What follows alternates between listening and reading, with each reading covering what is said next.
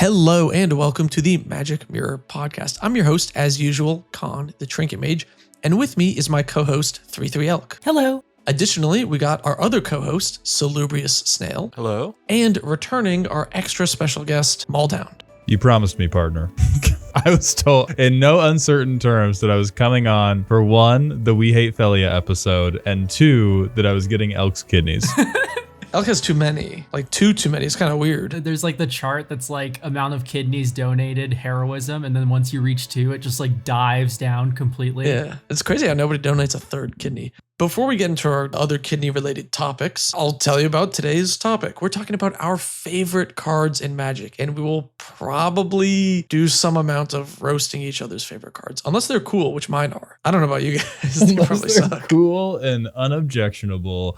The two of the most common adjectives applied in the average Commander game is, wow, what a cool and unobjectionable card you have played. I heard that great podcasts content is when everyone agrees on everything and there's no discussion, everyone just agrees, you move on to the next topic, you know, there's no discourse at all. I too have heard this. That's crazy. I heard the opposite. Yeah, we all just say yes. Nice. This video, or this podcast, is sponsored by Card Castle. They're the easy way to sort your collection digitally. If you use our link in the description below, you get 1 free month of premium access, but it's free to scan even without that, so give it a try.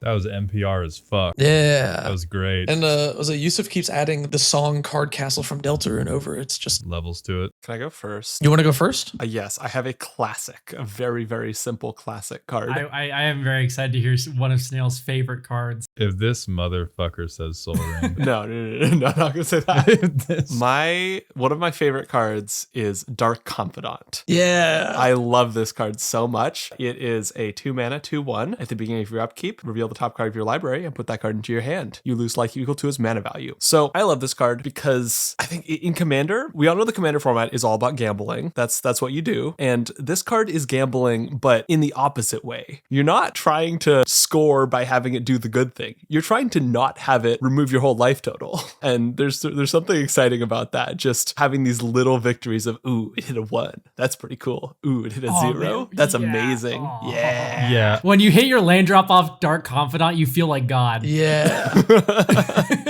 Oh no. So the first card is, of course, cool. Because I definitely agree. I think it is very fun to be like, man, maybe I just put a little dynamite in my toilet this morning. But I do think this card should be like foisted upon more people. Because whenever I talk to people about cards like this, a lot of people will go like, oh, but what if I lose too much life and then I lose the game? And my reaction is always, for most Commander games, that's just a win-win. Like I get to hear a lot of stories about Commander games gone wrong. And I get to plan a lot of Commander games gone wrong. And I don't think that anyone has really had that bad of an experience because they died. The two worst experiences are when threat assessment is super wrong and you begin like generational beef with somebody, or when you get trapped in pre-con jail. Yeah, slog hell. Because the game doesn't end. Yeah. Clocking yourself like this for the advantage is beautiful. And honestly, I think if we forced every child to play with this card like it was a gun safety course, we might get some reasonable fucking mana curves. True. Yeah, no, exactly. That's my favorite thing about Dark Confidant is that it tricks new players into building good curves. Because new players put a lot of stock into life, way more than they should. And when they see Dark Confidant, they're like, ooh, it's like Phyrexian Arena, this really broken card, even though it's kind of bad. I am. You just hate it because you can't flicker it with Felia. And they're like, but I don't want to take 1,000,000 damage, so I'm going to lower my curve. So it tricks you into playing better because it makes you make a lower curve deck, which is almost always supreme. Or adding more lands to your deck. Yeah, this being said, Dark Confidant as well is in black. And if you need a color that can buy yourself out of a creature that's going to kill you, it's black. Yeah. And also black is the best life gain color as well. So speaking of new players overrating life too highly, can I immediately tangent us with a custom card I had the displeasure of looking at the other my day? God, please do. Oh, absolutely. Absolutely. Sure. This is the reason we're doing like 2 cards instead of 5. I have like custom card reviews when I'm live streaming. This person sent in an Esper card that said, whenever a card is put into an opponent's graveyard, you can pay 1 colorless. If you do, exile it with a bookmark counter. I read that and I was like, okay, 5 mana Esper Commander sounds like normal setup stuff. The second paragraph, which I can only presume is written by monkeys, was you may cast cards with bookmark counters on them without paying their mana cost if you lose life equal to their mana cost. And I was like, did you just turned Fatal Push into 2 mana steal your guy? What the And they were like, no, but I don't play busted cards. I just play like removal with it. I was like, that's busted. They were like, I have to pay life. I was like, who cares? Have to pay life. You stole Galta. Bolas' Citadel, take it off the game changers list. I have to pay life. Yeah, like I go to, it kills me. I lose 5, steal your commander. What's up? How are Whenever you I doing? Kill myself with Bolas' Citadel, I immediately go, see guys, it's not that strong of a card. But yeah, like I think this would be a just tremendous gun safety course for most people, because most people do just want to be like, hey, where's 5? I'm gonna erect a monument to irresponsibility at that mana value in my deck. I'm a notorious upkeep effect hater. I like it when my cards do stuff right away. Dark Confidant, it can block, it can attack, it does stuff right away, and it also gives you card advantage. And it's also 1 mana less than Phyrexian Arena. I actually think it's better than Phyrexian Arena in most decks. It's really good. I like this one right out of the gate. I also think it's a good check of like, if this kills you before you can win, you probably deserve to die. That's fair. That's another like check and balance on your deck is it clocks you, but the clock is so, unless you're in like, maybe if you're on like Golgari ramp stompy, but in most strategies, if the card advantage does not give you something that could theoretically win the game, even if it's just through a preponderance of damage before this would murder you, maybe don't hang on to life that hard. Yeah. I have a card to talk about now. Absolutely. And this is in the traditional Elk fashion. It is entirely busted. It's a stupid card, but it has so much play, and the art's my favorite art in the game, full stop. I'm going to talk about Elesh Norn Grand Cenobite. Oh!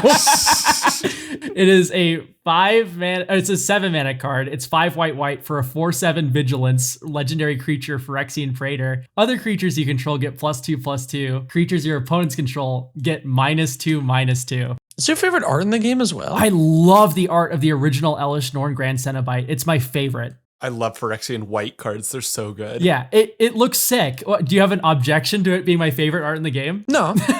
Okay, you sounded offended when he said it. I was like, not in public. Not in public. We don't.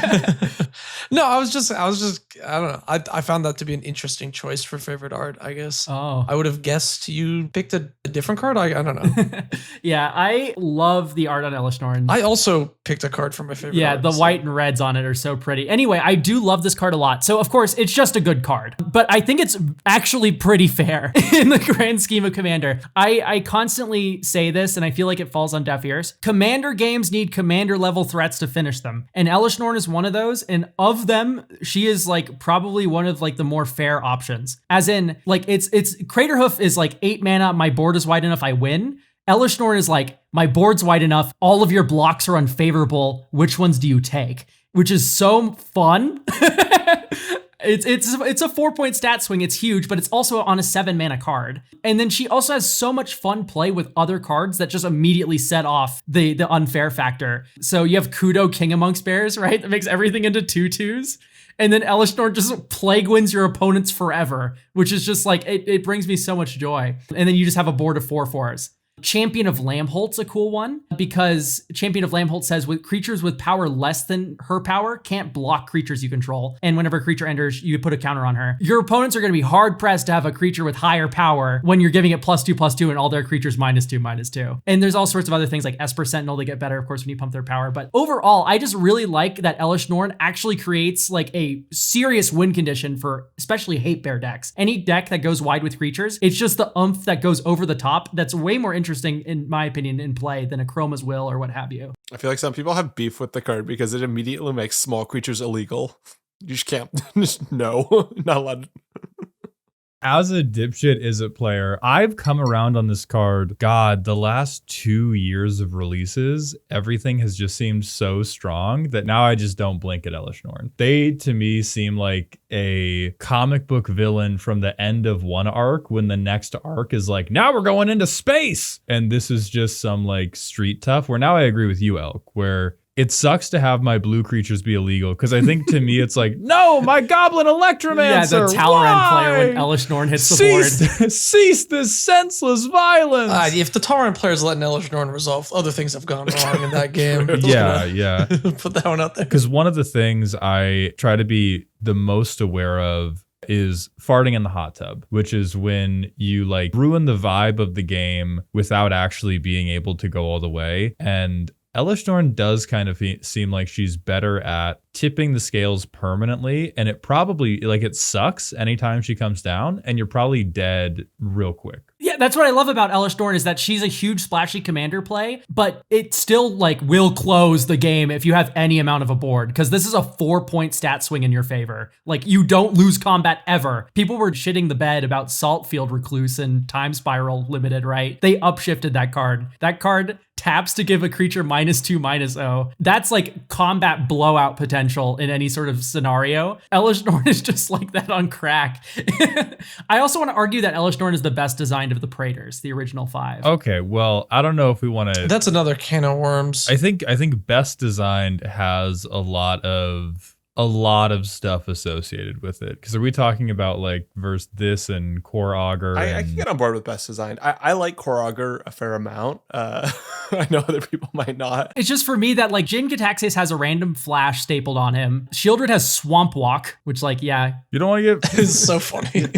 You don't want to let Jin-Gitaxias flash you? I thought I knew you. Urabras doesn't have a keyword. He gives himself it from his first ability, but he doesn't have a keyword like the rest of them do. That's because he sucks. And then Vorinclex is Vorinclex. We don't need to talk about that one. Oh, yeah, Vorinclex. Yeah, but he's always been different and quirky. I think Vorinclex is interesting, though, right? Because it's the most perfect double and halving of any of them, right? Because, like, Jin-Gitaxias is I go +7, you go -7. Whereas, like, cutting your opponent's mana in half, it's like, the card is powerful, blah, blah, blah, all that crap. But, like, if I had to design a way to cut my opponent's mana in half, it's a really interesting way to do that. And there's nothing else that does what Vorinclex does. Yeah, it's just that it takes, like, a paragraph to describe how your opponent's lands don't untap. Elesh Norn is just elegant. This is 3, like, single line break sentences. That's true. It's the flavor text is on the card. They can fit it. It's great. Also, in principle, I like Vorinclex a lot. It is having lands not untap, they get exerted. I feel like that is probably the healthiest way to do mana hate. And having played against other mana hate, I do prefer to see a Vorinclex. It is still a bit rough for Commander now. Vorinclex is powerful, but it's not a Winter Orb. It's not even close. I love all the original Praetors, by the way. They're all great designs. I just think Elesh Norn's the cleanest. I can see that, yeah. Also, I was mostly with you until you were like, yeah, final part, this is the best card because white doesn't have the burden of doing anything interesting. So they get a super elegant design because they don't have to worry about influencing the game in meaningful ways. It's just like, what's up? I stomp harder. Oh man, I don't know. It's just so elegant, and it's so splashy too.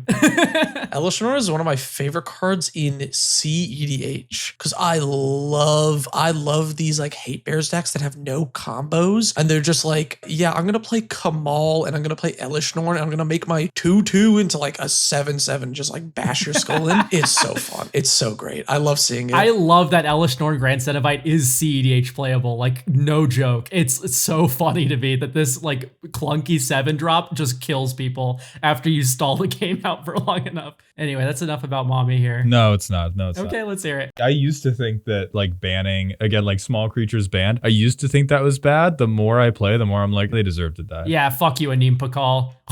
Get out of here. If they were meant to live, they would have had a fatter ass. Exactly. So True. him. So him. Do you want to do yours next, Mold? Yeah, so you motherfuckers set me up and said good cards. I'm here to talk about Dance with Calamity. Yes! We talked about this on the last podcast. Which is a horrible, horrible 8-drop that says shuffle your library, then you get to play blackjack with yourself, where you exile from the top, and if you stop at 13 or less, you just get to cast all of it.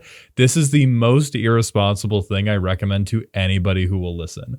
I was like, does your deck have red? Does your deck not know what to do at the end of the game? You're dancing, buddy.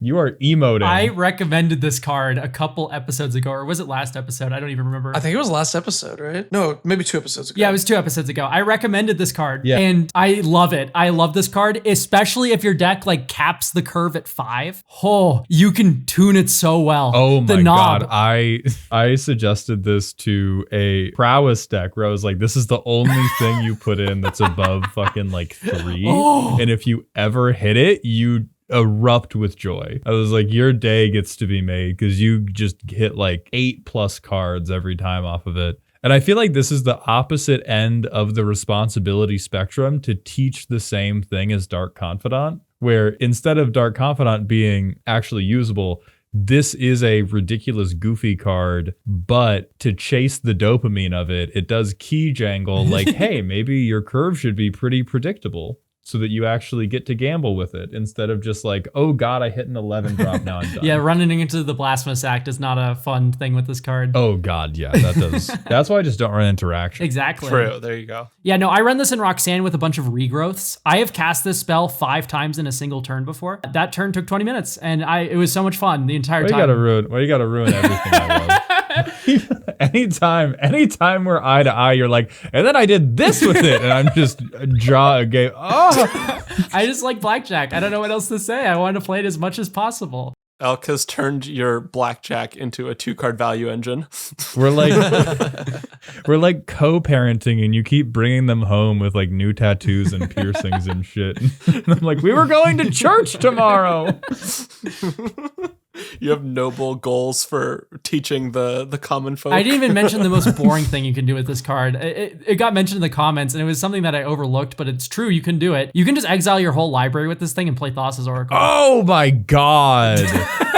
Wait, what? You can just keep going? Yeah, because you don't have to stop. Yes, you can choose. It can be the most expensive demonic consultation. Yeah, you can just keep exiling forever. You just can't cast any of the spells you exile, and then you just play Thassa's Oracle and win.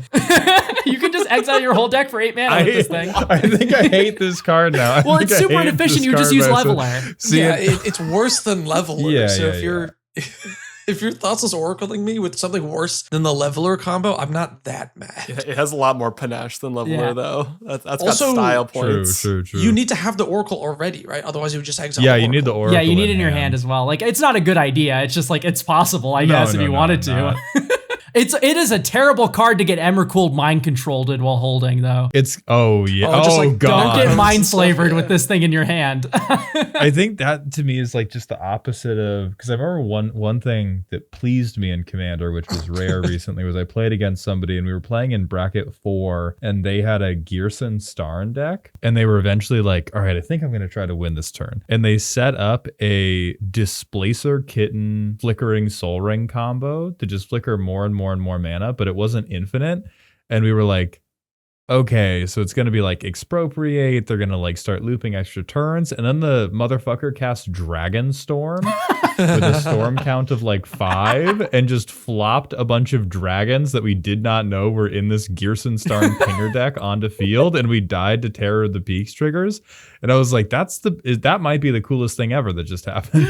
That might be. And this just feels like, what if coolest thing ever into Stinky Fish Lady? Even though it's horribly bad and not relevant. Yeah, no, but I love Dance with the Calamity. I unironically think it is a good card, too, in the right shell. I think in the right deck, it becomes absolutely cranked, and it is my favorite like thing to put in as a treat, even in decks where it's just whatever. Yeah. It's just so 8 mana. Like You put it in treasure decks, you put it in Roxanne, you put it in green decks. Mana can't be an object. Did you cast Cultivate this game? You are a candidate for Dancing with Calamity.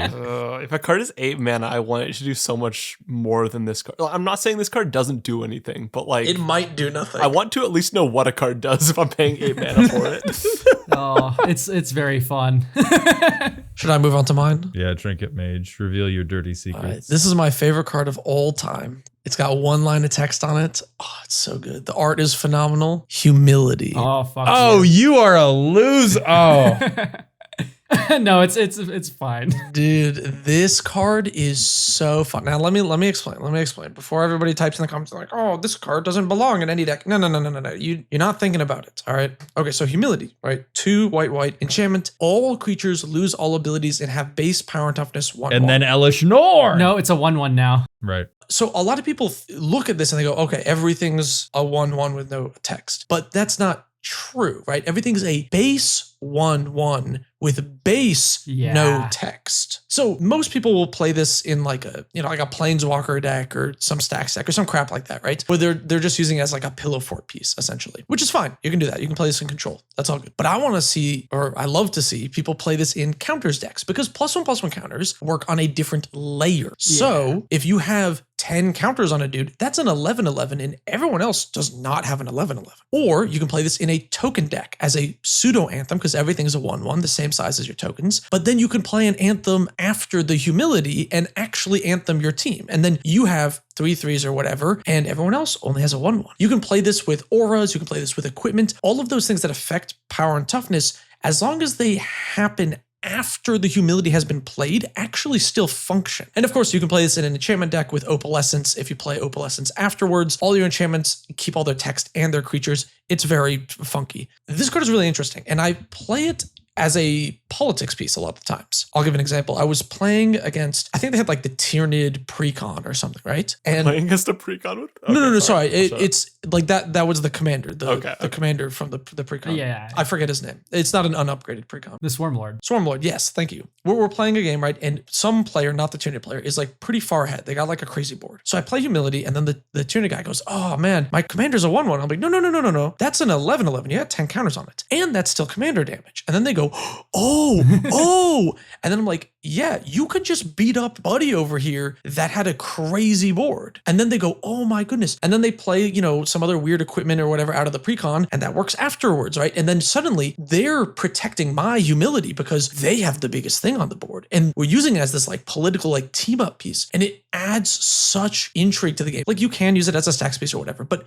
there's so many interesting ways to use this card that like you should give it a try. It's interesting. I mean, it is reserve list. It's expensive. Just proxy it as reserve list. Also, the art slaps. I mean, come on. My pushback to this a little bit is just like we have Kudo King among bears, right? And this is like a less like ugly option when compared to humility, which also removes abilities. There's also the one Archon that makes all creatures into 3/3s that aren't Archons. So white has multiple of these effects now, and I think humility does it the meanest. Right? Just affecting the power and toughness is like not the same effect though. I think those are totally different cards. Yeah, I agree with that. It's not the same effect, but I think that's also a boon in some ways because your big +1/+1 counters creature also gets to keep trample. Your Elesh Norn gets to keep the -2/2 anthem. It actually closes the game faster than a humility would because humility also sets up infinite chump blockers forever. Like, yeah, you have a 10/10, great. Unless you have the equipment that gives it trample and whatnot, I'm just going to chump with my 1/1 with no abilities until I find my disenchant, right? Like your creatures don't have evasion. I cannot, at this moment, rebut any of the individual arguments you made, Trinket, but I cannot shake the feeling that I just listened to a TED talk about like, you guys just haven't really considered the possibilities of airborne measles, okay? If we just took a little time to dig in what you could really do with this here sample of the Ebola virus and this here like can of Pam, but yeah, that shit is diabolical. And he's like, just think about it, right? Just think about how the world could change. Sorry, you said I was killing people with Ebola or something? Yes, I said that all of your points were very well made, but reminded me a lot of a scientist being like, you guys just haven't considered what we could do if we started catapulting measles at our enemies. I'll say something in response to that, but I want to hear what Snail has to say.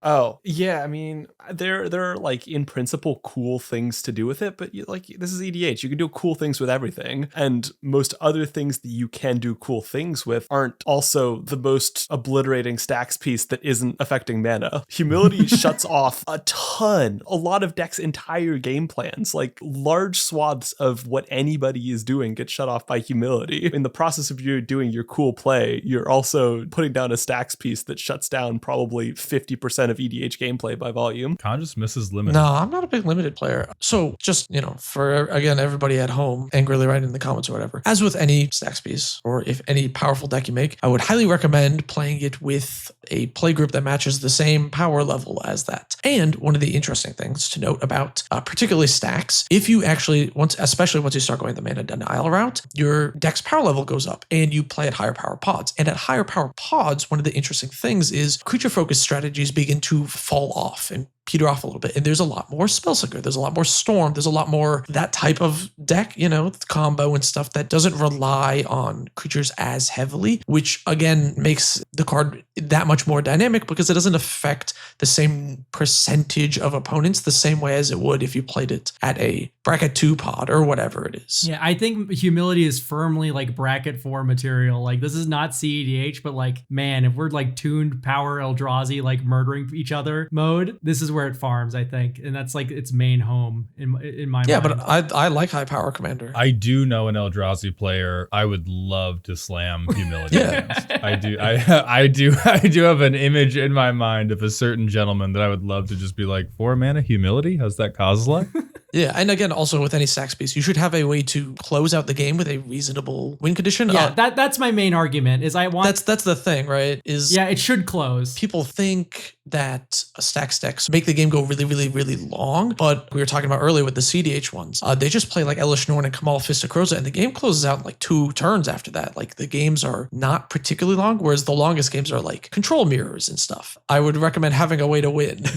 I'm sure that everybody in this call has spoken this at some point or the other, but it is like, it's whiny people that make stacks games take a really long time. Most stacks games can pass, but you just being like, damn, you really did zip die me to this fucking radiator, land pass, or sometimes not even land pass. But it's just like everybody wants to call a NATO meeting anytime a stacks piece hits the table. And they're like, okay, the 3 of us, let's have a 20-minute discussion about the 18 different things we might draw that would get us out of this, instead of just going like, wow, I don't do anything. Go ahead. I have the same experience with, it's not stacks alongside most other decks, but I say it's with Forum stacks. My Malfagor discard deck, I get the same argument of people saying, well, don't games take forever? And they take forever in terms of turns. Like it takes a lot of turns to finish the game. Yeah, but each of those turns exactly. Yeah. As long as somebody doesn't spend their turn like pouting and staring at their library and staring at their graveyard and then pouting some more for like a full 3 minutes, then it doesn't take that long. Yeah, my favorite thing ever was said by my friend Gustavo back home. He's a huge CEDH advocate, but he also likes to brawl with some battle cruiser magic. And he's like, if I put a rule of law on the field and you complain about the game taking a long time, it's not my fault that you took 20 minutes to decide one game action, right? Like it's Everybody wants to film an ASPCA commercial with like sad, haunting music in the background as they remark about what they could have done. It's very much like that one custom card of, I think I've seen a few versions of it's like when you lose the game, or if you're about to lose the game, you can cast it for free. And if you do, reveal the top 5 cards of your library and talk about how you complain. I feel like it's the exact same instinct of being like, instead of just being like, damn, Llanowar elves, go ahead. And it's like 3 seconds and the world moves on. I do want to say one last thing about Humility before we move on in defense of it. I have played this card a disproportionately high amount of times compared to probably most Magic players. And it's actually really, really rare that I get legitimate complaints if the deck does not also play blue. I played like a goddess of the poles, Ifar, or whatever the hell her name is. The one that like draws cards with tokens. You can build the craziest token control stacks lockout deck with Humility, and it is like unbeatable at like a high power pod or whatever, right? But if the deck doesn't have blue and you can just remove it, or I close out the game in like 1 turn, almost no one ever says anything about it other than, well, that was interesting. I've never seen that card before. Yeah, like so long as the game closes out quickly or like interaction isn't completely shut off by like a wall of free counters, I'm like, yeah, Humility's fair. Fine. It's a card that closes the game. I just think that Kudo and the Archon do it slightly better in terms of the fact that like you can have some more play. Anyway, moving on to Snail's second pick. I like God-Pharaoh's Gift a lot. It's a 7-mana artifact. At the beginning of combat on your turn, you may exile a creature card from your graveyard. If you do, create a token that is a copy of that card, except it's a 4/4 black zombie. It gains haste until end of turn. So I love this as just a general engine.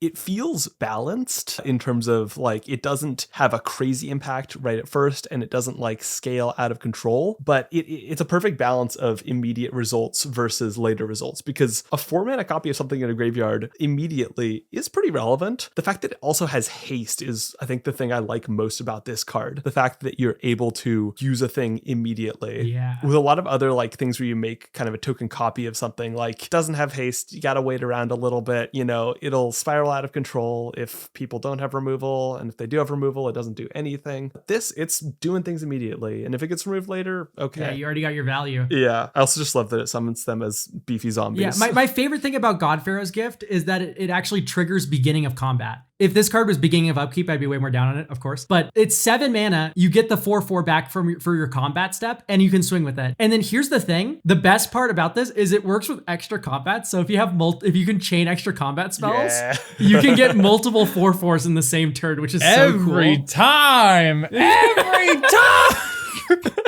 No, I endorse that. That's a good usage. I love making token copies of creatures too, because you can populate the token copies of creatures. Like God never intended you to like token populate the Ulamog or whatever that like comes in with counters or whatever. Like it's just so many vectors of fun for this card. Do you play this with Gate to the Afterlife, which is a card that's specifically it's a 3-mana artifact with some like drain effect, and then you can pay 2, sacrifice it, and specifically it grabs God-Pharaoh's Gift and nothing else. I find it so funny. There's a tutor specifically naming this card. I have never played that card alongside this. Okay. But if my deck liked the effect on it, I probably would, or if it was like a little lower power or something. I mentioned the Ulamog earlier. The Ulamog that enters with counters if there's like equal to the biggest card in exile. This card actually saw modern play for a little bit in some niche fringe decks, God-Pharaoh's Gift, because you could get that Ulamog back from Modern Horizons 3 and just like annihilate or 10 your opponent. Yeah, you would try and like cheat it into play and then instantly like delete your opponent. It was pretty funny. It wasn't good, but it was funny.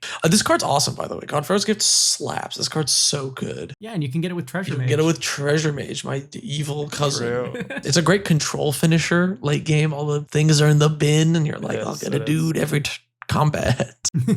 I also like that I weirdly like that it exiles and makes a copy of them. I feel like the fact that it places that limitation that you're spending a resource feels weirdly good to me, and I can't quite describe. This is the thing with Feldon where like it brings the card back legitimately, like, and then you get to just loop it every turn. You need new toys every single time for God-Pharaoh's Gift. Yeah, it is supremely fair. It's like a good, I think about as close to like honest Magic as you can get for 7 mana cards that are actually moving the state of the game forward. All right, beautiful. All right, bring out Felia, Elk. Let me get the bat. I did consider talking about Felia, but I need to talk about my other favorite 7 mana white card, Bruna the Fading Light. Oh my god.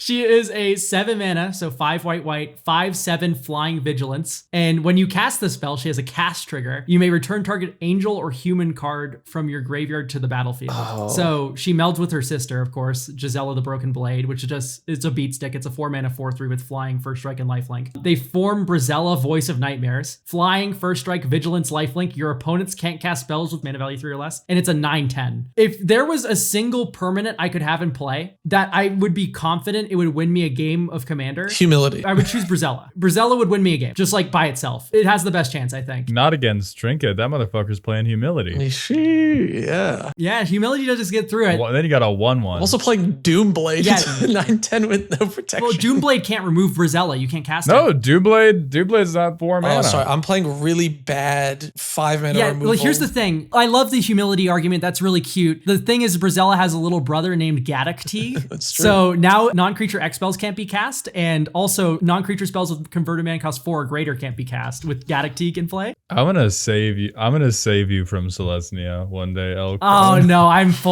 deep in the Celestia hole now. I'm leading you out of the woods one day. Yeah. So, yeah, don't get me wrong. I love Brizella. The meld mechanic, it's so goofy. It's such a so nerdy stupid. It's thing so in the funny. world to flip my cardboard backwards. It's so cool. I love it so much. And Brizella's unironically strong. This is a stacks piece that will win you the game in like a couple turns. It's a big 9/10 beater. You're going to kill everyone. The thing is, though, it's not just Brizella. There's so much card that Bruna herself actually has as the like 7 mana reanimate an angel or human. First things first, that reanimate is basically uncounterable. It is a cast trigger. That being said, I did get Whirlwind of Denial last Friday Night Magic. That was hilarious. Love that card. Yeah, it countered my ability and the Bruna on the stack. So that being said, though, Bruna can reanimate things like Thalia's Lancers. Thalia's Lancers tutors for a legendary creature. You can tutor for Bruna, sacrifice the Thalia's Lancers, cast Bruna, reanimate the Thalia's Lancers because it's a human, get Gisela to form Brazella, or you can use the Thalia's Lancers to get the Gaddock. So you have a bit of a toolbox there where Thalia's Lancers is kind of like a one-card Brazella. Also, Bruna can reanimate Karmic Guide, and then you can get anything you want out of your graveyard. And that's all uncounterable because you cast trigger Bruna, get back Karmic Guide, which is enter the battlefield ability, which then gets something else out of your graveyard, like an Elesh Norn, say, for instance. I love that every sentence. I love the like pure joy in Elk's voice whenever they're like, "What if you use the trigger to get another trigger?" I don't know. I don't know if you get it. What if I got to do the same thing but with a different card that I got from the first trigger? Karmic Guide gets anything, not just angel or human. Yeah. Just think about the toolbox. Come on. Yeah, no, but the thing is that Karmic Guide is just a playable card by herself. What if I reached into my toolbox and I got this larger toolbox? I love my nested cards. Anyway, the final capstone that I'm going to argue with Bruna here is I just loved her in Limited. Have you ever drafted Archangel Avacyn, Gisela, and Bruna? Because I have in Shadows over Innistrad. I had all three. Oh my God. Let me tell you what. I also did it in Frank Laporte's Horror Cube. Holy smokes. You can reanimate Avacyn with Bruna, or you can get her sister. And then all those cards are just independently bombs. It's insane. I have a VOD of it on my channel. I love Bruna. It's my favorite Magic card. There's no question. It's funny because I didn't even like the original Eldritch Moon. Like I didn't like the vibe of Phyrexian Innistrad, but or Eldrazi rather. Yeah, Eldrazi Innistrad. But this card, I'd forgotten that it's a cast trigger. That's so funny to have on an angel. It's like, is the backside an Eldrazi? Oh, I know it's an Eldrazi. I can tell. You already know that. Yeah, it's an Eldrazi angel. Yeah. The coolest creature type. You know what's kind of interesting is Midnight Scavengers, which is the other meld one, has an ETB. It didn't even get the cast trigger. Yeah, that's weird to me. Right? Because it's the Eldrazi on the other end, so it should be a cast trigger, right? But they didn't give it to it. I only know that card because I flipped it in Limited once. It was awesome. I like the Eldrazi just canonically don't care about counter spells. I don't know why that ended up being an Eldrazi, It's kind of but I find it funny. Yeah, no, it's all those reasons that Bruna is literally my favorite Magic card. I unironically think that Bruna is actually also pretty good. If you have like a humans deck or whatever, like it's just genuinely pretty good. Oh, it's great in the 99 of any human deck, any angel deck, right? It's just like, get back your dude. Yeah, I would not command zone her. I do have a deck tech coming out soon talking about my Bruna Elesh Norn deck, by the way. Small plug. But moving on, I imagine. Before the hammers come out. All right. So my second card, admittedly not very interesting because I'm shilling for an entire archetype, but I'm talking about base clone. Because I made and then started playing with my first like real clone heavy deck, but recently, and fell in love with the permanent agency of being in a clone pile. Because a lot of people I showed the list to were like, oh, what if you did this like better clone that has more upside? And I was like, no, that's only my stuff. And the power. Sorry, I started laughing because I'm just like your next choice is clone, which just completely blows out Brazella and Elesh Norn, by the way. Just like both of my choices get utterly mogged by clone. That's why I love it. I think it's much more narrow than a lot of strategies in Commander because you have to have a thing worth cloning, and it's not just like, oh, me play good creature, me play clone, brain chemical. Like you have to have a very specific strategy where cloning is the thing you want to do, and that can do something. But once you have that, cloning becomes the ultimate backup plan of like bricking, or maybe a big synergy piece got removed or counterspelled, or oh fuck, that guy played Gisela. And then you just rip off. Like the last time I used the clone deck, I got just totally blown out. I got identified as a threat early, totally blown out. I cast Clone Legion and then started playing a Gishath deck. Yeah, you take everything, you copy everything that an opponent controls. Yeah, it is the most for a card that I thought was going to lead to mostly stalemates. It has been the best deck, best archetype I've ever had at being like the first thing to break the ice and get people to start moving in crazy ways again, versus like when kind of maybe one person has a good thing and everybody is cautiously looking around like who's going to get shot in the chest first, and the person with the good thing doesn't want to like shoot and then get hit by one of the survivors. It's phenomenal for avoiding any type of like hemming and hawing over what must be done. And you're just like, damn, I bricked. Give me your commander, actually. Yeah, so I need to start by saying I love Clone as a design. It's very cool. I hate it with like Gyruda. I think that's boring. But that's like a combo deck. That's not like... Yeah. It is factually a clones deck though. And I've seen people run the Gyruda clones deck where you like play Gyruda, you mill 4 cards for everyone, and then you just pick a 4 mana value clone and you do it again and again and again and again. And you keep all your clones because you have a Spark Double one or a Sakashima one, right? My thing with that is like I've seen people run that deck without like the Thassa's Oracle finisher. And it's just like, we're going to take forever to resolve and then let's see if you whiff and hit your brick. I mean, you're mad at the illiterate though, and they're not listening to this podcast. No, they're on the podcast. I've seen that. a couple of decks like that, and they're very like. I built that and I just kept milling myself, and then people were like, "You don't have Thassa's Oracle," and I was like, "No, I just wanted to reanimate something funny, and then I would just lose." Yeah, no, it's My favorite thing about clones though, theft sucks in Commander because if you steal from someone and then they lose because of that tempo loss, you lose the thing you stole. yeah. That does right. But with clones, you get to do you're doing this to yourself moment where you just like start hitting them with their own creature, but you never lose your copy of the creature, even if your opponent dies. Mm-hmm. Which is what I love about clones is that you get to do it. I'm taking your stuff and hitting you with it. You're doing this to yourself sort of strategy without having the weakness of theft, which is what I love most about clones. It's very nice. There's few things better than the comeuppance of being like, yeah, hey man, you don't like what's going on here? Take it up with your Mox field. I feel like the fact that so many clone effects these days that are getting printed negate legendary rule is kind of making people underestimate the power of cloning opposing cards, because for most people it's like, oh yeah, I clone my commander, I clone my powerful legendary creature, which I mean, to be fair, that's mostly the way I've used it as well. But I love to see a good old-fashioned clone an enemy thing. There's just 2 big guys staring at each other. What I should have done, because the sauciest one is Calidus Assassin, which does it, but you get to shoot something with the same name as it after it enters. So yeah, it's like a right away evil twin. I steal your shit and then bang and bang. it has flash? It has flash. Yeah, it has flash. But it enters tapped. It's fair. Don't tell anyone. Like, I think the strongest one, unironically, is Mockingbird. You can't copy big stuff, but you can take anything that's small. And people underestimate a lot of the small creatures. And then you can flicker it, and then it doesn't do anything. Yeah, no, not flicker it. No. No, I'm thinking a lot more like you played an Esper Sentinel? That sounds pretty good. I'll take one too for 1 blue mana. Mine has flying. Oh, you could have 2 Dark Confidants. Yeah, you can take so so Dark fast. Confidant. Like, there's so many like small little weenies that just do so much. Oh, wait.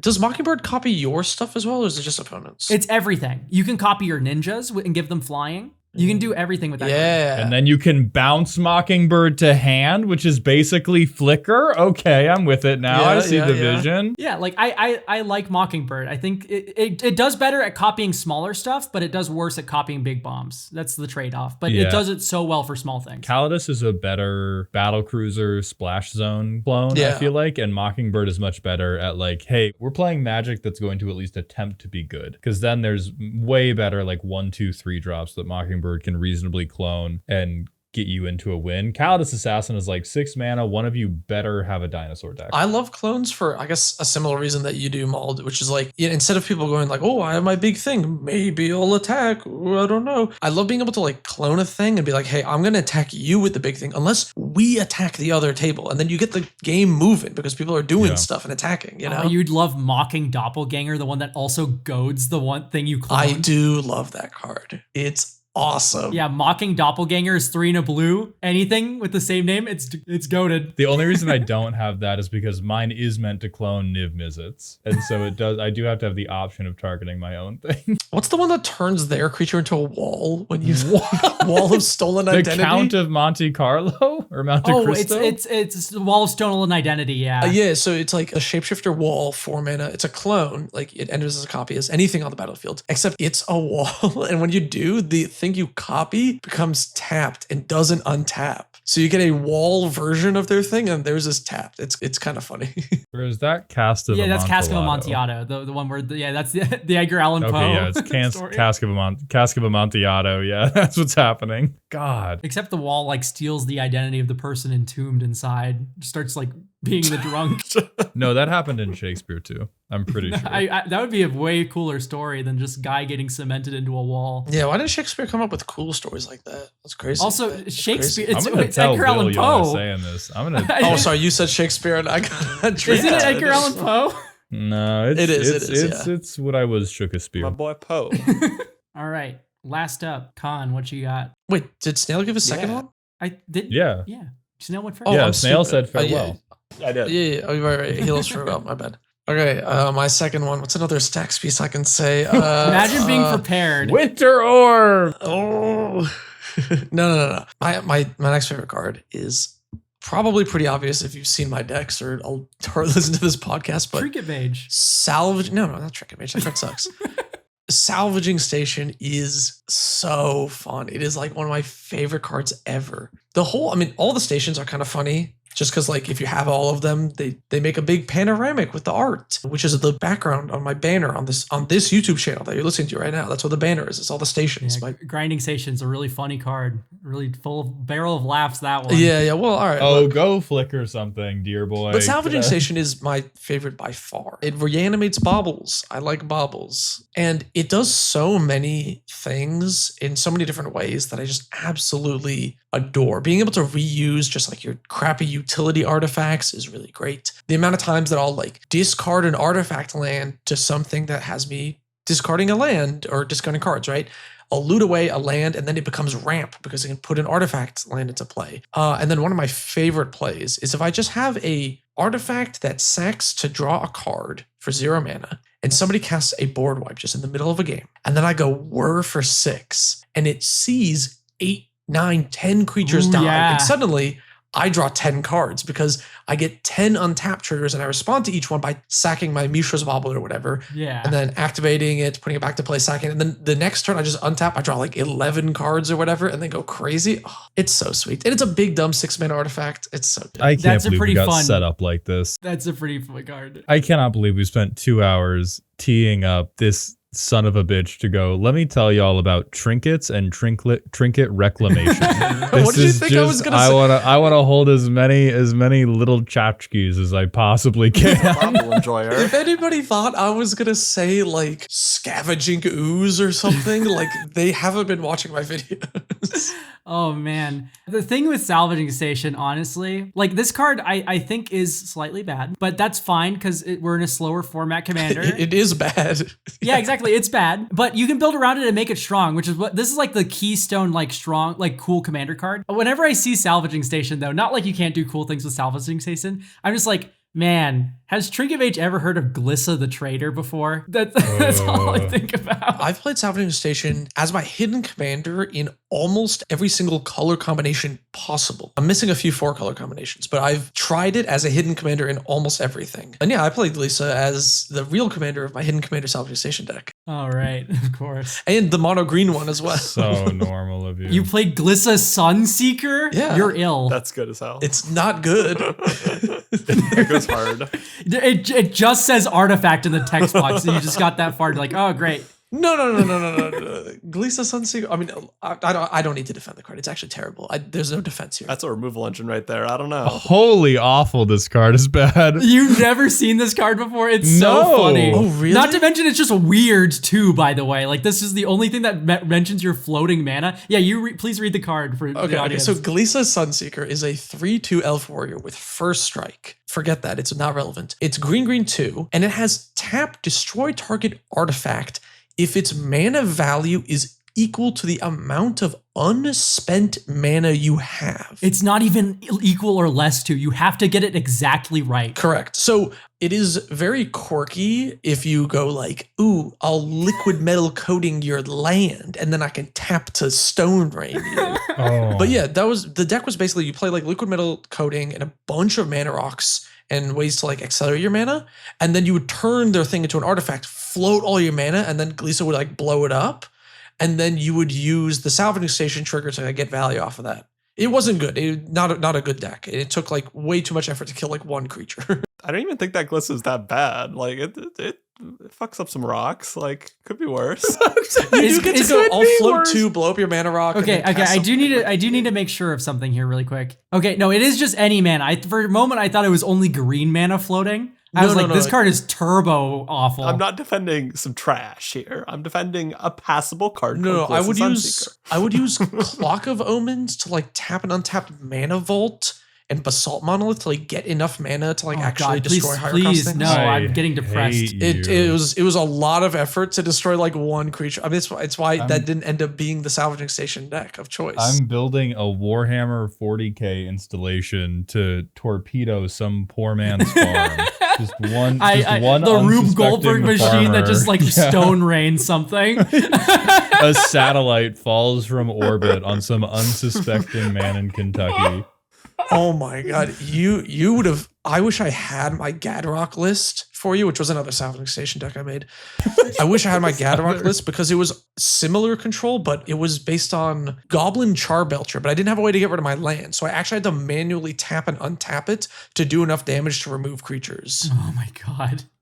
I've built some awful decks. Oh no. Trinket just loves the device. Yes. I think if you use any deck you could label with the device, Trinket's like, ooh. Let me rub my little fingers together and see. Yeah. So the question zone. Oh wait, should we do? I have a bonus favorite card. No. 2 only each. Fuck you. I was gonna say Yusuf's, but that's fine. Oh no, do Yusuf's then. Oh my gosh, it's our editor's favorite card. It's not yours. Yeah, throw it in. Yeah. Lead with that. Okay, his favorite card is Blim. His is Blim Comedic Genius. Here's the thing. I love Danny DeVito's body of work. However, in practice, it's so hard. I think there are a few archetypes that are more sparse than people think, but there are a few archetypes where Wizards of the Coast has just not handed out the pans to cook with. And I think Blim is one of them. Yeah. And unless you're at a table that is okay with you being like, my contribution to this game of Commander is I'm going to poop Charlie's pants, and then I'm going to excuse myself from this game of Commander. Blim, Beamtown Bullies, John Arenicus.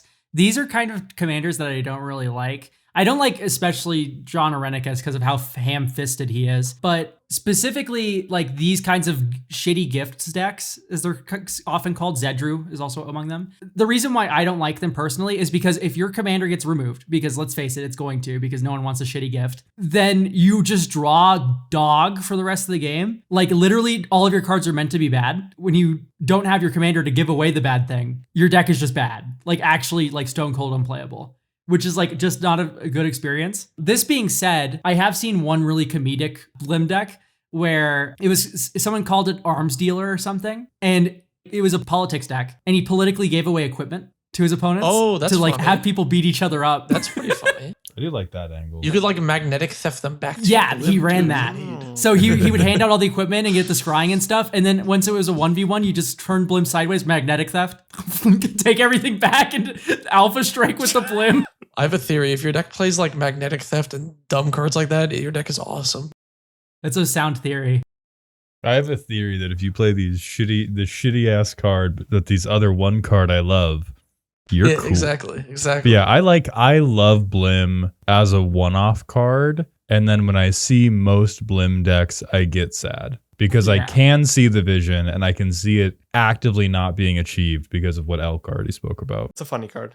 Okay, this is the Beseech the Mirror section. You can ask us for questions by putting mirror in your comments. First one here is from Gretchling5012. Mirror, I sacrifice a 1/1 sand token to beseech thee. What are your favorite bad tutors? Ooh. Thalia's Lancers. Yeah, that's a good 3 one. white. Let's you search your library for any legendary card. So you can get Dark Depths with it. You can get anything you want. You get Urza's Ruinous Blast. Aren't these supposed to be bad? The thing is, it is a 5-mana 4/4 first strike, That's decent. which is horribly off rate. Yeah, like a 5-mana 4/4 first striker is fine. It's just like Commander is a format where this is not like a reasonable tempo play, I think. Especially when you're value engineering with it. But Elk, I don't know if you have considered, what if you had some type of like exile, make it re-enter? Like a Felia that you can put in the package. Yeah, because then you're getting it twice, and that becomes like, You get it forever if you think about it, if Felia never gets blocked. Exactly. Yeah, so it's infinite tutors. Yeah, exactly. That's why I really like Thalia's Lancers. I could have said Recruiter of the Guard, which is just infinitely better at doing that. But this one lets you get repeating legendaries. And also you can get like, let's say Kiki Jiki with it. Oh, then you're copying the Thalia's Lancers with the Kiki Jiki. Oh, isn't that swell? I'm going to one-up you, Alk, by saying a card that is so bad that I refuse to play it, but is extremely funny, which is Evolving Door. Oh. This is a 3-mana artifact. You can pay 1 mana, tap it, and sacrifice a creature. Count the colors of the sacrificed creature, then search your library for a creature card that's exactly that many colors plus 1. Exile that card, then shuffle. You may cast the exiled card. Activate only as a sorcery. So this makes you pay... This is like a birthing pod that makes you pay the full rate for it. Oh my god, it also makes you count. Yeah, I hate counting. That's Wait, what what was the name of the card you said? Sorry. Evolving Door. Or Evolving Door. Evolving Door. Such a fucking stupid pun. It is a extremely funny Streets of If by funny you mean dog, it's utterly unplayable. This so reminds me bad. of the stupid. What's the traffic light card that gives like things like triplicate or some crap? Oh god, yeah, you're right. 3-color cards have like, replicate. Yeah. Oh man. That's Yo, funny. New Capenna had some crazy goofy cards. I have a funny suggestion for this. It is a tutor, so it is an answer to this question, but the reason I like it is very specific. Are you familiar with the Ember Mage Goblin controversy? No. No. So if you pull up Ember Mage Goblin on Scryfall, you will notice that there's an onslaught art, and then there is like a variation promo art. So the text on this card doesn't really matter. It does search for a card named Ember Mage Goblin, so it's basically useless in Commander. And if you look closely, the promo art is different than the original one. Huh. And he's got a little like leather thing that is like going, off the pants. But this was deemed controversial. Bro's bleed out. So they removed it. on Scryfall, it's labeled Anatomical Ember Mage Goblin. Yeah. I The see Schmeat variations. Goblin. Ember Mage Goblin, and then there's like a carrot emoji on the Scryfall. What is that? The Scryfall team are having a little fun with that one. That's my favorite terrible tutor. If you Give ever goblins play, a little bit. They're more well endowed than this. This looks like an earthworm. well, I don't know. He's using a lot of mana or whatever. He's casting a fireball. He's tired. Yeah, it's a bad tutor as well, especially in Commander. Yeah, the card's funny. I don't think I have any good answers myself because I've just sort of started coming into the arc of like, no, tutoring is actually super sick. I'm just going to go look for this horrible, no good card. And so I'm still using a lot of very good tutors. And then I'm like, I find Senate Guildmage. What's up? Just say that Wild Research is your favorite bad tutor so Khan gets mad. That would have been no. I'm What do you mean? never allowing you to put words in my mouth. Let me look That at was this like card. why I was like, should I talk about humility? Should I talk about Wild Research? Wild Research is like a close third. And somebody else commented, like, how do we not bring up Wild Research as a commander for Ashiko, which is perfect. And yeah, yes, you are that's correct. cool. So this one I found kind of interesting. This is from user Octopus Robot 4272. Mirror, mirror, I sacrifice a creature to goad your dad for the rest of the game. Right. You often mention in your videos that if there's a problematic greedy player, you can counteract that by targeting them early game. What do I do when my pod consists of 3 super greedy players? Can't target all of them at once. And at least one of them is always greeting into a crazy play. Oh my god, have you ever put a Hushbringer on the table? I was about to suggest you got to become a straight up police officer. Have you ever put a Hushbringer on the table? Those guys die. They cannot do anything to you if you put it like any amount of roadblock in front of them. If they have greed max so like too close to the sun, they cannot remove a permanent to save their life. They just have like constant churning value, and you just like stacks piece them. You just like put like a Spirit of the Labyrinth in play, and they can't draw their cards, and they start like the air leaves their lungs. They die instantly. It's awesome. I love hate bears. So we've come back to humility, yeah? Well, humility. I think that is when you hit most of those decks with a humility. Yeah. To be honest, because I've had a lot of people go through that arc of Commander where they start playing and they like there's a lot of people that I advise to just go learn CEDH Yes. before they go back to playing casual, because so many people will start going down this like dark and terrible path of they have fun playing Commander and they're like, okay, I want to play better Commander, but I don't want to be air quotes sweat. I don't want to be one of those disgusting tryhards who doesn't care about fun and is giving up a good time to just try to win. And then I think the way you end up is you greed max, right? You become like Gollum, where you don't want to do anything truly powerful because you're afraid of being like the bad guy, and you end up just like deforming your pod as you all inch closer and closer to the sun. And I think the only two places you can go are either you combo off in their faces and tell them to pound sand, or you stacks piece them and tell them to pound sand. And then you all go way higher in power or all go lower. The great armistice reset after the, person gets headshot by a rule of law. Let's talk about this one, guys. I don't want to play this commander anymore. And also build an aggro deck, like a fast aggro deck, like Oh yeah. a like gnarly aggro deck. Yeah, you put a knife in their chest turn 3, and they're just like, what?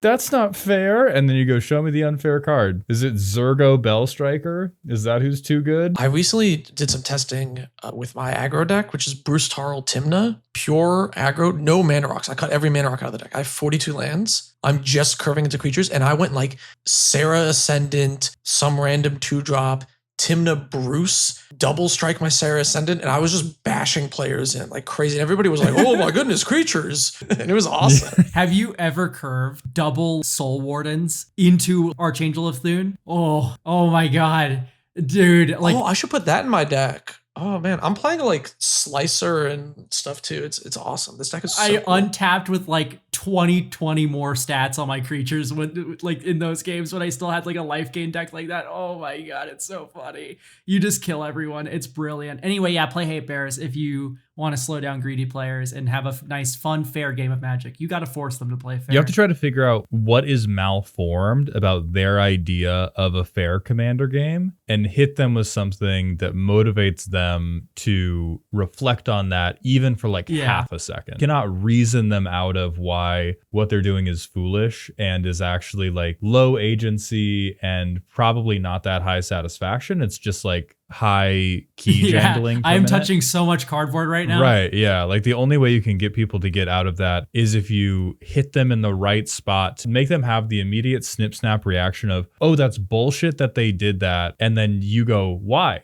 And then they go, and they have to go, and everyone, I think, gets warped a little bit differently around when they come up in Commander, like what they think is cheatery and what they think is just fair and honest. And you have to hit them in the right spot that you get that, because if it just conforms to their existing biases about what's overpowered, that is how you then get those horror stories of places that just have like 20 different house rules. Oh god. Because every time, because somebody did one of the things and everyone was like, oh, but that's Stacks. And I knew Stacks was evil.